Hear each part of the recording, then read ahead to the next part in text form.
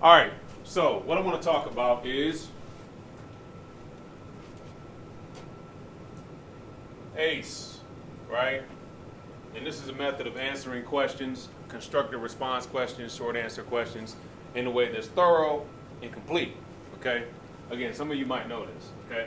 But if you don't, A stands for, anybody know this? A stands for answer. Matter of fact, you should jot this down somewhere or take a picture of it with your phone when I'm done or something, okay? Just make sure you have it, okay? Answer. When you are given a question, right? So my plan originally was to read this short story and then have you answer the questions. We may still do that, but I want to explain the method first and kind of do it in reverse, okay? So answer, yes.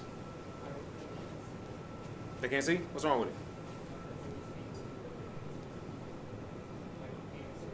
Oh, my fault. Good looking. Yeah, good job. Thank you, sir. Appreciate that. In any case, before you back it up a little bit. Thank you. Appreciate that. So, A is for answer, right? So when you're presented with a question, you may have heard teachers say throughout your educational career that you should restate the question, right? That's what that step is for, okay? I often give assignments and people just answer the question. Sometimes I don't mind, but when you're answering things formally, you should restate the question, right? If I say, you know, how did Peter feel about the way Jennifer treated him? Peter felt blah blah blah about the way Jennifer treated him, right? You should restate the question essentially as it's stated. Everybody understand that? Yes? Okay. C, anybody know what C stands for? C is going to stand for cite. Okay? What am I looking for when it says cite? Do you think? Say what? Evidence, right? I'm glad you said that too. Evidence, right? I'm going to put it over here. Evidence. And typically with me, very much when we talk about writing our 5-paragraph essays and whatever, when I'm looking for evidence, I'm looking for a quotation. Quote. A direct quote. Something from the article or whatever it is you read. So you've answered the question. You told me how this person felt. Now you must give me evidence to prove what it is that they felt. Understood? Yes? Yes? Yes. Okay. E. E stands for what? End? Good guess, but no. Anybody else? Monica, you look like you want to say something? Yeah, I can see where you would go, evidence. Anybody have a guess? My man. So explanation or explain, right? So you've answered the question, you've restated it, you've given me evidence, now you must explain it. The thing about this is the same thing. When Christian mentioned evidence, this is the same thing I taught you when we were talking about your body paragraphs, where you must have an evidence and a warrant, right? Your warrant is this shows, this proves, this means. Everybody remember that? Yes? This proves, right? ... This shows. Oops. This means. Okay? Right? So evidence, we're looking for a quote. Explain, we're looking for a warrant. This means what? So you've answered it, you've given me evidence, so what does that mean? Right? Explain. Yes? Understood? There's nothing different about this than what you do in your body paragraphs. It's the same thing. It's just if somebody gives you a short answer or a constructive response to answer, this is the way you should go about answering it. Any questions about that? Does that make sense? Yes? Okay. Okay. All right. So let's pause this for a second. Okay, so let's also talk about the types of essays, right? Do a little line like this. Types of essays. Now, the type I've been teaching you and the type we've been working on is argument, right? Or argumentative, right? Sometimes people call it persuasive, right? You're trying to convince someone of something. Argument, argumentative, persuasive. Those are interchangeable, okay? The other one is informational. Okay? And the third is, anybody have a guess? The third is narrative. Now, I'm going to start with, so we've talked about argument, right? You form a thesis statement, you have 5 paragraphs, you express your opinion on a particular topic, right? And then you spend your 5 paragraphs trying to convince me that your argument on the topic is correct, right? School uniforms are terrible, right? I think we used that in one of the examples when we first talked about it.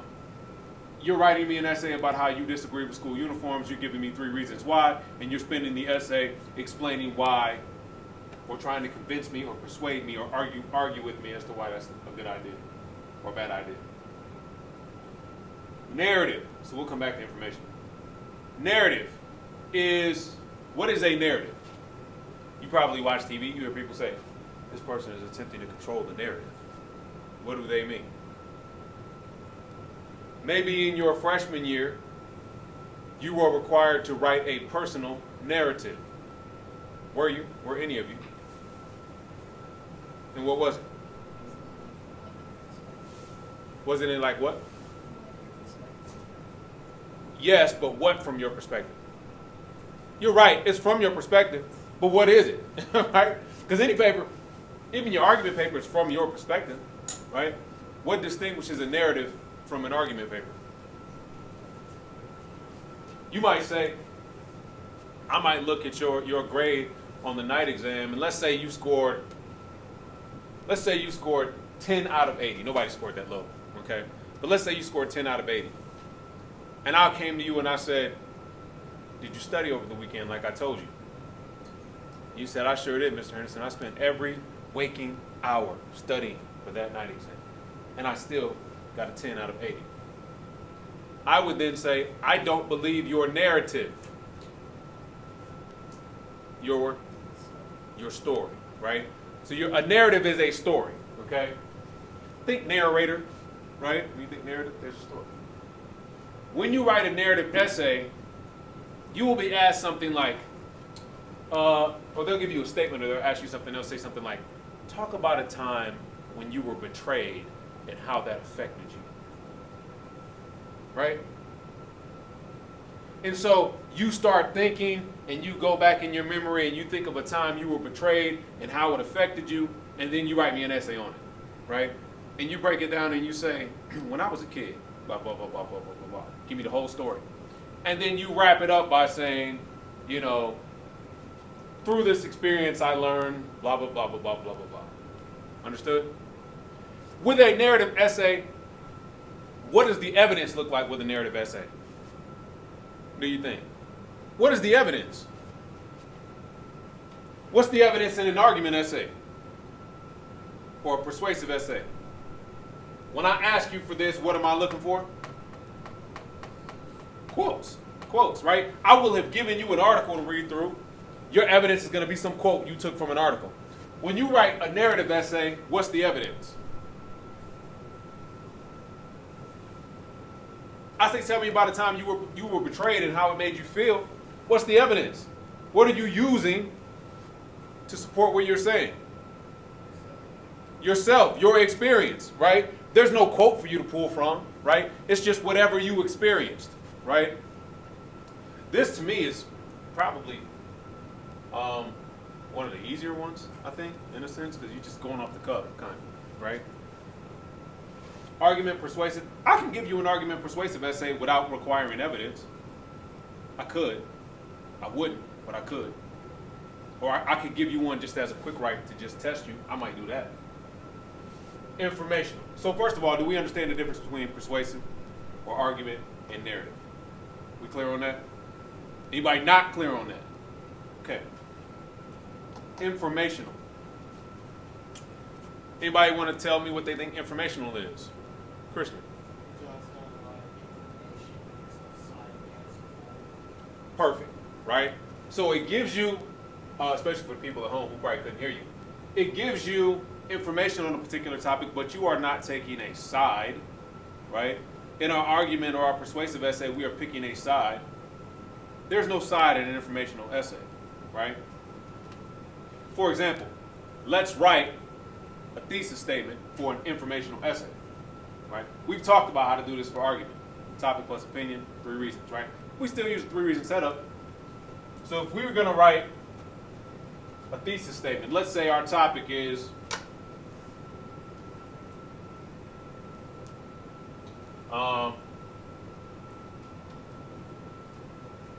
physical activity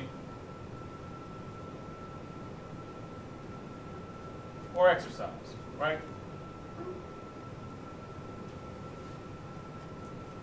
Exercise, right? Now, it's crazy.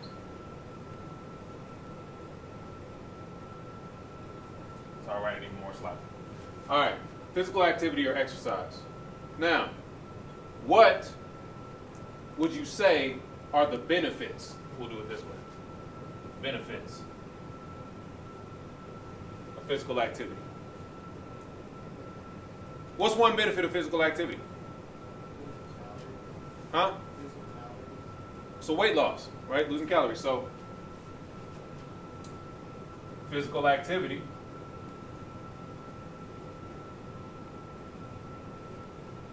leads to weight loss. Weight loss, comma.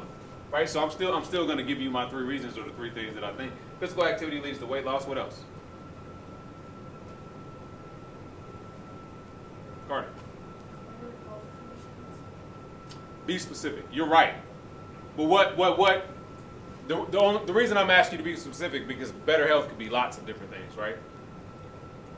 Do you have something in mind?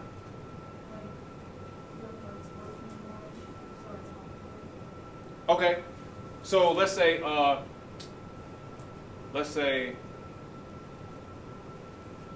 okay, weight loss, reduced risk of heart attack, right? Because if your heart's in better condition, right?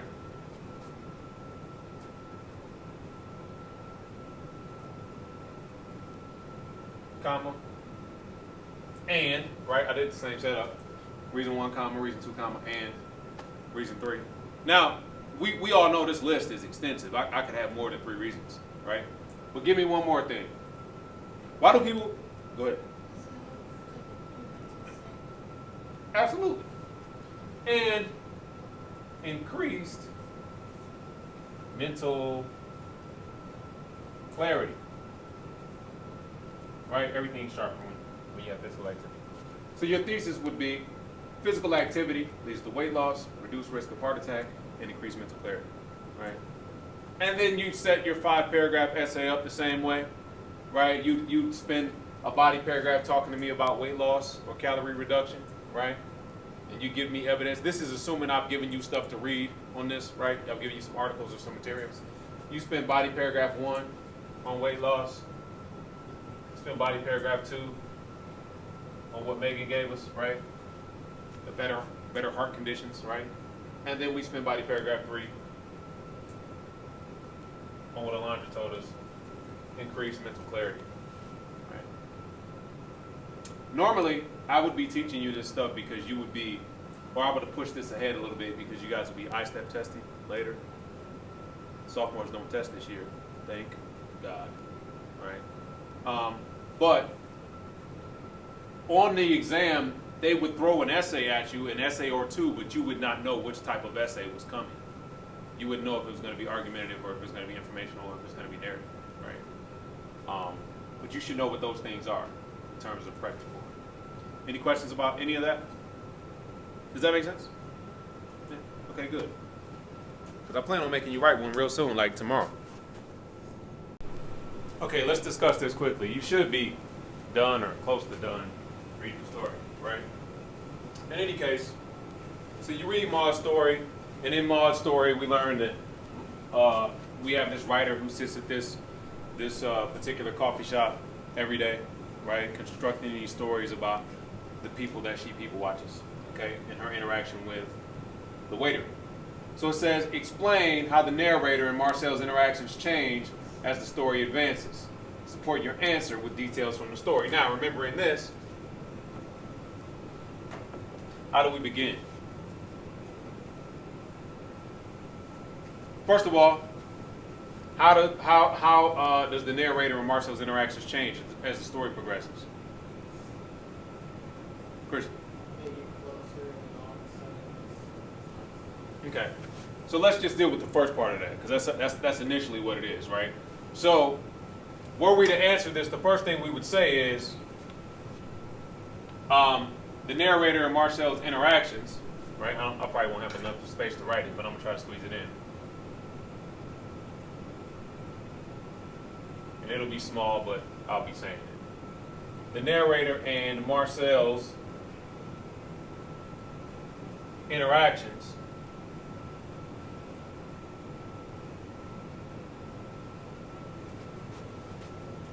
now I could say change, or I could just go straight into what Christian said, which is they become closer, right? The narrator and Marcel's interactions, let's just say change by them becoming closer. Change. Now I could write this better, but we're kind of rushing, so by them becoming closer. And by closer, we're talking about their relationship. So I've restated the question, right, and made it a statement. That's the first step, right? Answer. Second one, cite. Somebody give me a quote from the story that shows that they've become closer. In fact, there is one where it says something like, each day, because initially the narrator hesitates about sharing this information, and then it says, let me see, maybe it's on the third paragraph, third page. Say what? I can't hear you. Say it again.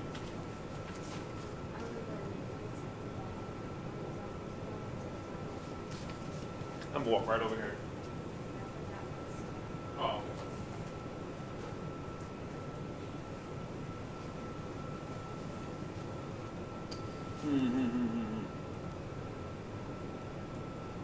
All right, so to save time, because I don't know where the quote is, but there is a quote that talks about, how each day he would show up and say something, right? So we would put the quote, here, and we'd say, each day, or whatever it says, right? Blah blah blah blah blah. Okay, and then support your answers with details from the story. Then you'd give me, right? You'd explain it. In the beginning, blah, blah, blah, blah. Later on, blah, blah, blah, blah. At the end, he goes from admiring her to looking at her with a certain sense of pity. And there's this sense of irony in the story. Why is the story ironic? Do you guys remember irony? The definition of irony is the opposite of expectation. You expect one thing, and the opposite is what occurs. What's ironic about this story? What is ironic about our narrative?